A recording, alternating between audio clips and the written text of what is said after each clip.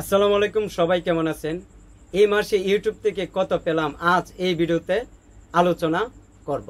পূর্বে আমি ইউটিউব থেকে অনেকবার পেমেন্ট পেয়েছি, তবে সময়ের অভাবে ভিডিও তৈরি করতে পারিনি।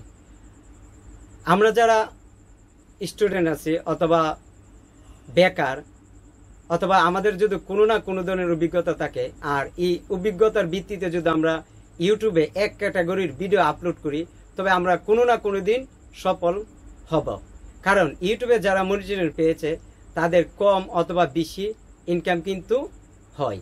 তাই আপনি যদি ইউটিউবে সফল হতে চান, তাহলে ইউটিউবের উপর আপনার মনোযোগ থাকতে হবে এবং আপনার ভালো ভালো কন্টেন্ট ইউটিউবের জন্য তৈরি করতে হবে।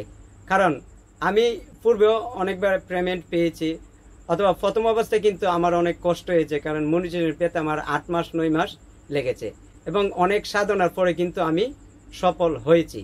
তবে যারা এখনো ইউটিউবে আছেন, মনিটরিং পাননি অথবা ইনকাম এখনো করেননি, তারা যদি ভালো ভালো কন্টেন্ট তৈরি করে, ইনশাল্লাহ কোনো না কোনো দিন আমাদের মতন সফল হবেন। কারণ ইউটিউবার হতে গেলে কিন্তু আপনার যদি কোনো ধরনের চাকরি থাকে, অথবা আপনি স্টুডেন্ট, অথবা যে আপনি বেকার, কিন্তু ইউটিউবে কিন্তু বেশি একটা সময় দেওয়ার দরকার নেই।